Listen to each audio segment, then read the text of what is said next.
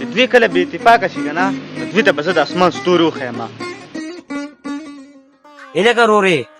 بس که مړه د دې عمران د دا غوا راواخله دومره وخت یو شو چې دا غو سره دا غوا ده که نور څه نه نو دا جي خو به مشغولي او پی به ولم کي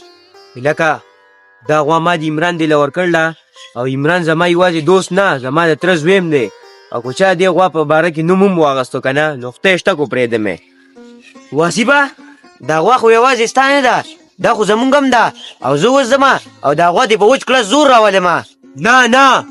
عمران زما دوست دی زه هغه ته نشم ویلی چې دا غوا موږ له واپس راکه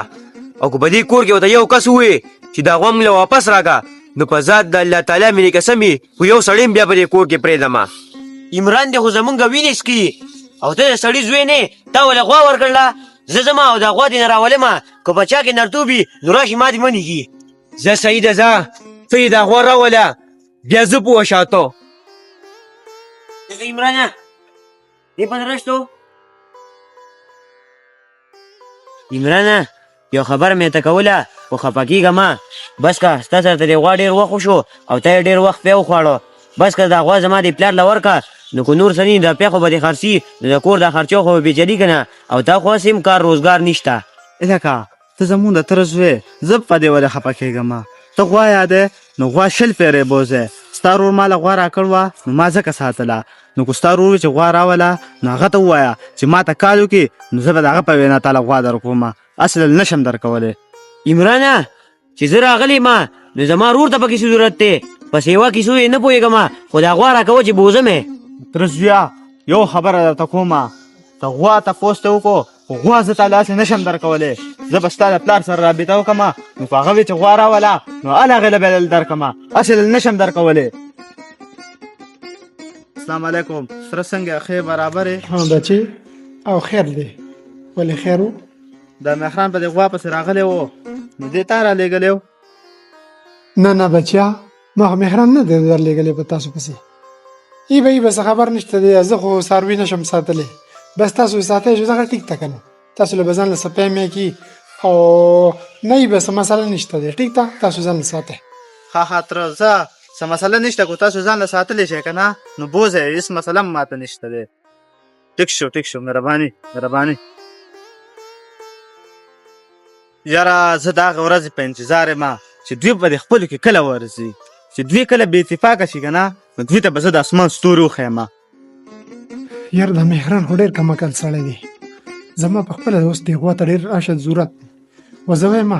هسې نه چېرته زموږ د بچي د دې د وجې بې اتفاقه شي او چېرته رور نسبي ته کمزوری نه شي. لکه تا ته ما ویلي وو چې د غوا په باره کې به د عمران پسې نه ځې واصفه زما سره جنګ مه کوه هغوی خو د دې ورځې په انتظار دي چې دوی په یو بل کې به جنګ ورشي او بې اتفاقه شي بې اتفاقه نه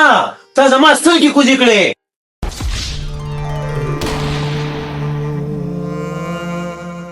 واصفه ستا د ورور یو هفته وشوه چې مړ دی خو زه تا ته یو خبره کوم ستاسو دا کور چې دی دا زموږ بابا ستا بابا د خالد اوساني لپاره ورکړی و نو مهرباني وکړه تاسو ځان له بل کور ګورئ او دا کور ما ته پرېږدوئ ځکه ما ته په خپله ضرورت دی. لکه عمرانه دا ته څه وی زما بابا او ستا بابا خو ورونو او دا ویش هغوی کړلی او دا نیکنې ویش دی په دې کیسو کې ته ګوتې مه ووه او ته زما د تره زوی مې او زما دوست مې دا خبرې بیا زما په مخکې ونه کې. هلکه یو خبره درته کومه خو سبا دې دا کور نه خالي کړی نو یو ډز به مې در نستلی له اوله خو دوه وې نو زما در باندې وس نه رسېدو اوس یوازې شوې نو د اسمان ستوري به مې درته ښودې چې سبا دې دا کور خالي کړي. ولکه داسې چلو شو په دې عمران باندې خو ما ډېر غټ اعتبار کو او چې زه نن کمزوري شوم نو لومبی اټیک ده په ما باندې وکړو خو دا هر څه ما د خپله لاسه وکړو چې دا مهربان نن ژوندی وي نو د روح کلي په موږ باندې اټیک نه شو کولی او موږ ته یې څه ویلي نه شو او ټول لومبی اټیک و زما د تره زوی په ما باندې وکړو. یا الله پاکه دا ما سې چل وکړو ما خپله ملا په خپله ماته کړه